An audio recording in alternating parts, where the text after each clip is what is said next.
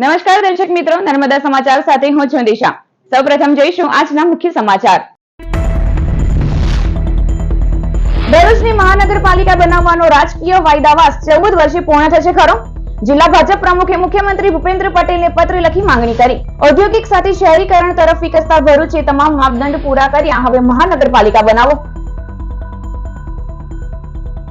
દહેજ અને વાલિયામાં 3 અકસ્માતમાં 3 કામદારોના મોત જ્યારે 5ને ઈજાઓ પહોંચી। દહેજમાં 2 અકસ્માતમાં 2 કામદારોને 2 વાહનોએ ફંગોડિયા ધારોલીમાં કંપનીની 4 વ્હીલ ગાડી 3 વખત પલટી મારતા 1 કામદારનું મોત જ્યારે 5 ઈજાગ્રસ્ત થયા।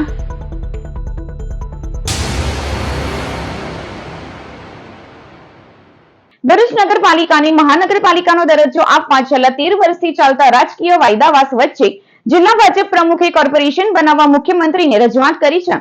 ભરૂચ નગરપાલિકાની મહાનગરપાલિકા બનાવવામાં સરકાર વર્ષોથી વાયદાઓ કરી રહી છે। ભરૂચ જિલ્લા ભાજપના નવનિયુક્ત પ્રમુખ પ્રકાશ મોદીએ મુખ્યમંત્રી ભૂપેન્દ્ર પટેલને પત્ર લખી ભરૂચની મહાનગરપાલિકાનો દરજ્જો આપવા રજૂઆત કરી છે।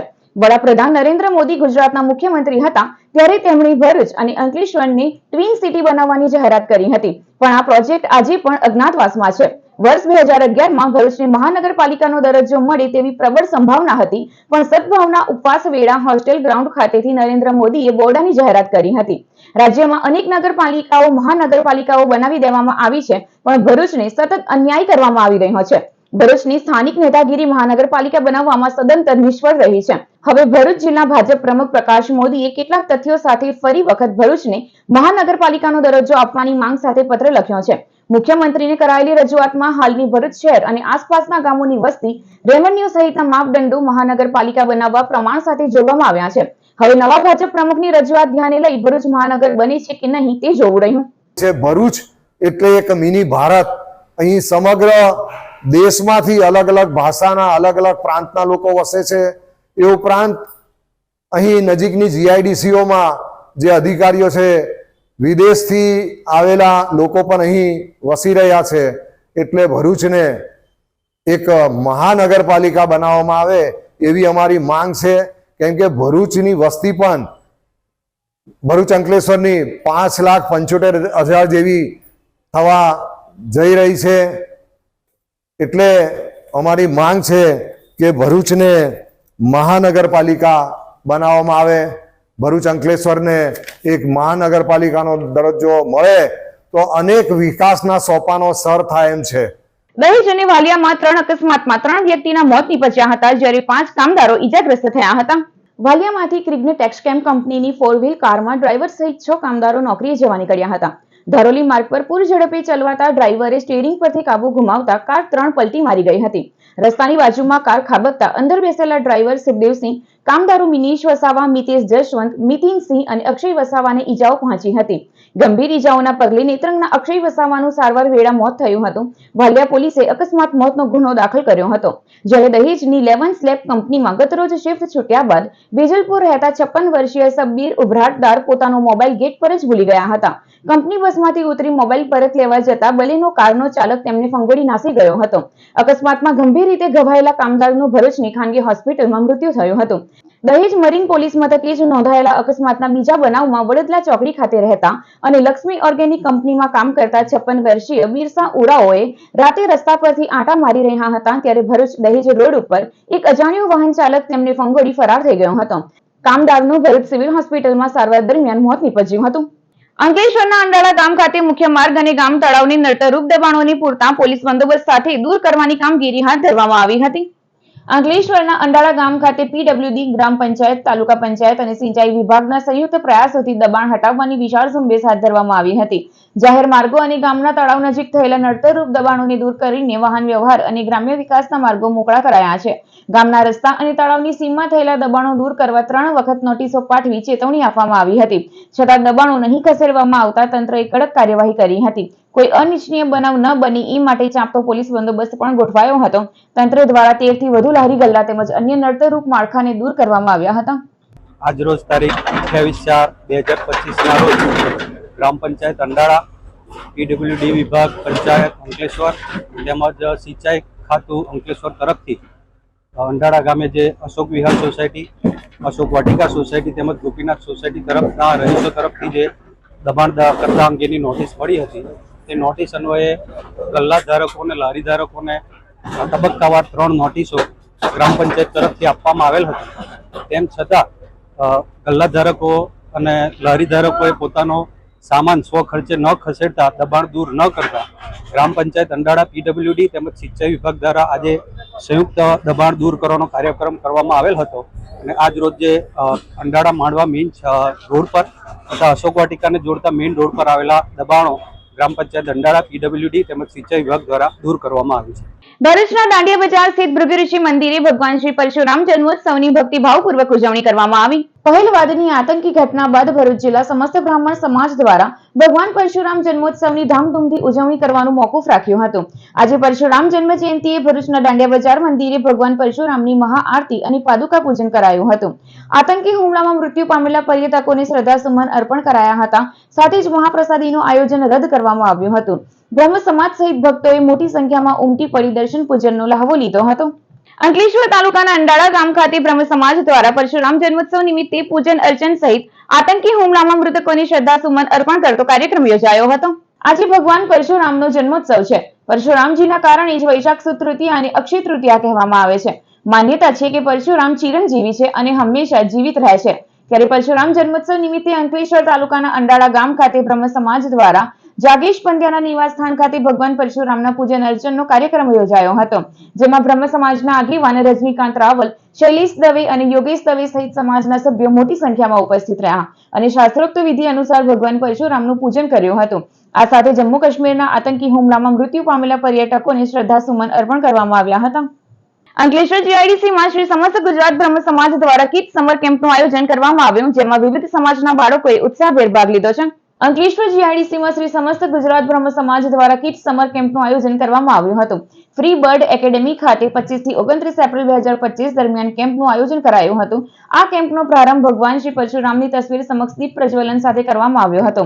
કેમ્પમાં બાળકોની પ્રતિભા ખીલવવા માટે વિવિધ પ્રવૃત્તિઓનું આયોજન કરવામાં આવ્યું હતું. આમાં યોગા અને meditation, treasure hunt, art and craft, dance, cooking without fire, clay work અને સાયન્સ એક્સપેરિમેન્ટનો સમાવેશ થાય છે.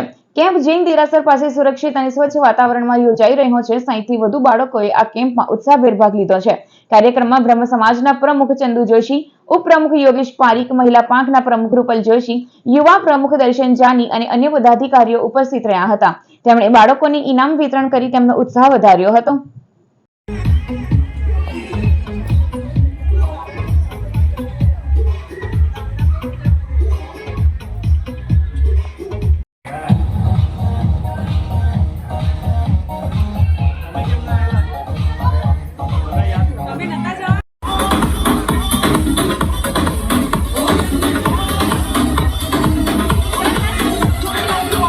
જાડેશ્વર ઉમા ભવન ખાતે હસ્તકલા પ્રદર્શનનું ઉદ્ઘાટન કરવામાં આવ્યું.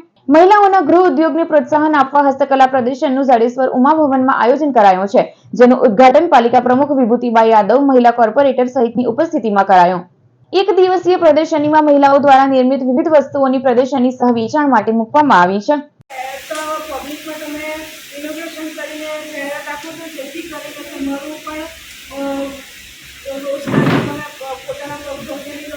અને નગરપાલિકા તરફથી તમને કોઈ પણ જરૂરિયાત હોય તમને ચોક્કસપણે યાદ કરજો. આ બે બહેનો શું છે કે તમને સપોર્ટ કરશે, તો અમે પણ એક લેડીઝ તરીકે તમને કહીએ છીએ કે કંઈ પણ જરૂર હોય તમને નગરપાલિકામાં અમે બેસીએ છીએ અને મારો નંબર પણ બધા પાસે આવશે. તમને ત્યારે ફોન કરજો, અમે હેલ્પ માટે તરત જ આવીશું તમારી સાથે.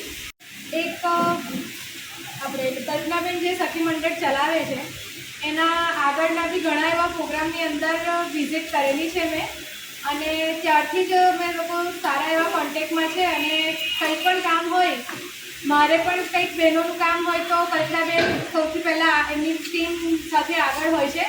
સાથે સાથે એમને પણ કંઈક એવું કામ હોય તો એમને મદદરૂપ થઈએ છીએ.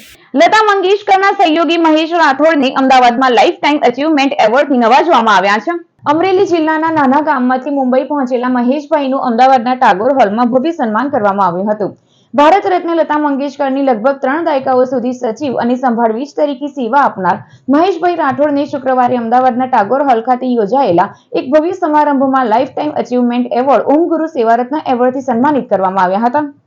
અંકલેશ્વરની પોદા જમ્બો કિડ્સ ખાતે ઇન્ટરનેશનલ ડાન્સ ડેની ઉજવણી કરવામાં આવી હતી. પોદાર જમ્બો કિડ્સ અંકલેશ્વર ખાતે international dance day movers and shakers theme હેઠળ ઉજવણી કરવામાં આવી હતી, જેમાં શાળાના બાળકોએ વિવિધ સાંસ્કૃતિક કૃતિઓ તેમજ ડાન્સ રજૂ કર્યા હતા.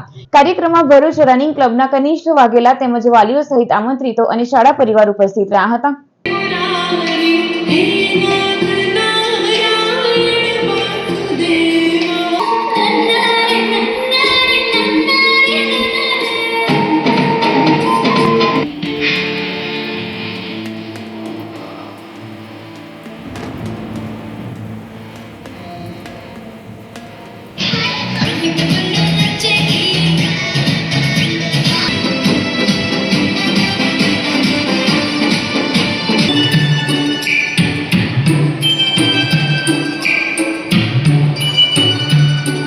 ભરૂચની SVMIT એન્જિનિયરિંગ કોલેજ દ્વારા રિધમ 2025 સાંસ્કૃતિક કાર્યક્રમનું આયોજન કરાયું.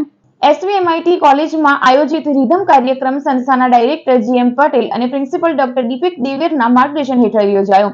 ઇવેન્ટ કોઓર્ડિનેટર ડોક્ટર દીપક ગોસાઈએ સમગ્ર આયોજન કર્યું, જેમાં વિદ્યાર્થીઓ દ્વારા વિવિધ કૃતિઓ રજૂ કરવામાં આવી. સ્પોર્ટ વિજેતાઓને તથા એકેડેમિક એચીવર્સને ગોલ્ડ, સિલ્વર મેડલ અને સર્ટિફિકેટ આપી સન્માનિત કરવામાં આવ્યા. કાર્યક્રમમાં પછી DJ અને ગરબાનું પણ આયોજન કરવામાં આવ્યું હતું.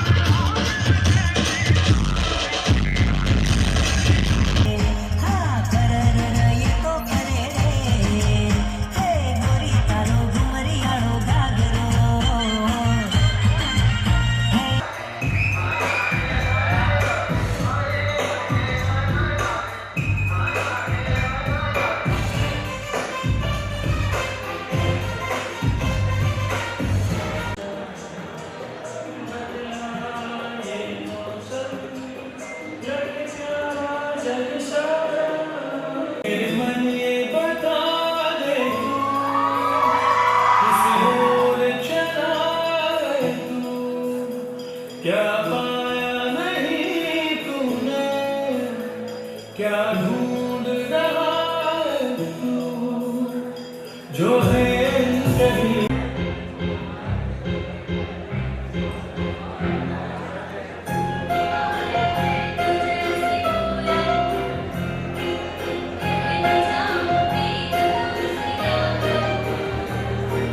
દહેજની બિરલા કોપર કંપનીમાંથી ઇલેક્ટ્રિકની ચાલુ લાઇનમાંથી તસ્કરોએ રૂપિયા 3.82 લાખના વાયરો કાપી ગયા હતા.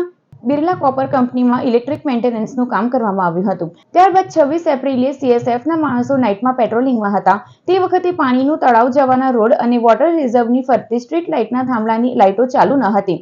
સિક્યુરિટી સુપરવાઇઝર દીપક ચંદોલાએ લાઇટો બંધ હોવાની ઇલેક્ટ્રિક ડિપાર્ટમેન્ટમાં જાણ કરી હતી, જે ચેક કરતા આ સ્ટ્રીટ લાઇટના 4 કોર કોપર કેબલ વાયર અલગ અલગ જગ્યાએથી ટુકડાઓમાં કટિંગ કરાયા હોવાનું સામે આવ્યું હતું. દહેજ મરીન પોલીસ મથકે ચાલુ લાઇનમાંથી 850 મીટર કેબલ વાયરો કિંમત રૂપિયા 3.82 લાખની ચોરી અંગે ફરિયાદ દાખલ કરવામાં આવી હતી.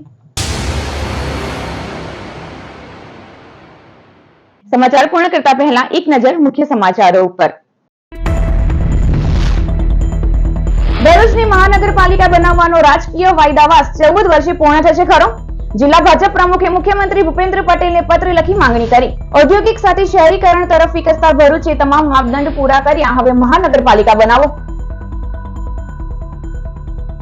દહેજ અને વાલિયામાં 3 અકસ્માતમાં 3 કામદારોના મોત, જ્યારે 5ને ઈજાઓ પહોંચી. દહેજમાં 2 અકસ્માતમાં 2 કામદારોને 2 વાહનોએ ફંગોડિયા ધારોલીમાં કંપનીની 4 વ્હીલ ગાડી 3 વખત પલટી મારતા 1 કામદારનું મોત, જ્યારે 5 ઈજાગ્રસ્ત થયા. તો આ હતા અત્યાર સુધીના નર્મદા સમાચાર. નવા સમાચારો સાથે ફરી મળીશું. નમસ્કાર.